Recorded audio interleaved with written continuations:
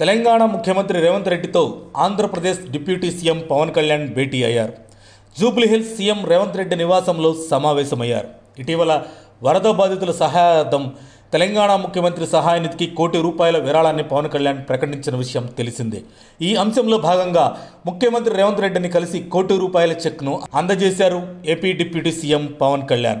ఆంధ్రప్రదేశ్లో TDP, Janasena, BJP కూటమి ప్రభుత్వం అధికారంలోకి వచ్చిన తరువాత డిప్యూటీ సీఎం హోదాలో తొలిసారిగా తెలంగాణ ముఖ్యమంత్రి రేవంత్ రెడ్డిని పవన్ కళ్యాణ్ కలిసి సమావేశమయ్యారు.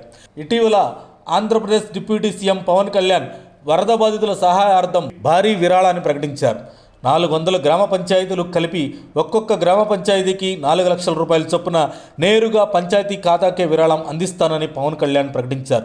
ప్రకటించిన మొత్తం ₹4 కోట్ల ముంపు గ్రామ పంచాయతీలకు పంపించాలని, తెలంగాణ సీఎం సహాయ నిధికి ₹1 కోటి విరాళం అందిస్తానని అధికారికంగా ప్రకటించారు పవన్ కళ్యాణ్. ఇటీవల తెలంగాణలో సీఎం రేవంత్ రెడ్డి ఆలోచనల నుంచి పుట్టిన హైడ్రాపై AP deputy CM Pawan Kalyan కీలక వ్యాఖ్యలు చేశారు. హైదరాబాద్లో జరుగుతున్న హైడ్రా అనేది కరెక్ట్ కాకపోతే అసలు కబ్జా స్థలాల్లో చెరువులు, కుంటలు పక్కన అడ్డగోలుగా నిర్మాణాలు జరుగుతున్నప్పుడు అప్పుడు ఉన్న గత ప్రభుత్వాలు ఏం చేస్తున్నాయని ప్రశ్నించారు. గత ప్రభుత్వాలు పర్మిషన్ ఇవ్వబట్టే కదా నిర్మాణాలు జరిగాయి. మీ వలన నిర్మాణాలు పూర్తిగా కట్టేసిన తర్వాత కూల్చడం వలన అనేక సామాజిక సమస్యలు ఉత్పన్నమవుతున్నాయని పవన్ కళ్యాణ్ అన్నారు. ఇక ఏపీలో ఎలా నదీ పరివాహక ప్రాంతాలు కాపాడుకోవాలి, చెరువులు, నాలాలు ఎలా పరిరక్షించుకోవాలనే దానిపై చర్యలు మొదలు పెడతాం. హైదరాబాద్లో లాగా హైడ్రా లాంటి వ్యవస్థను ఏపీలో తీసుకువస్తే మంచిదే అనిపిస్తుంది. కానీ అలా చేస్తే ఇక్కడ చాలామంది ఆర్థికంగా దెబ్బతింటారని అభిప్రాయపడ్డారు.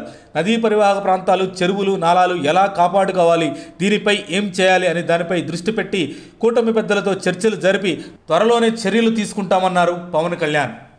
మరిన్ని అప్డేట్స్ కోసం మా కాయ్ టీవీని సబ్స్క్రైబ్ చేసుకోండి. మా వీడియో కనుక మీకు నచ్చినట్లయితే లైక్ చేయండి, షేర్ చేయండి.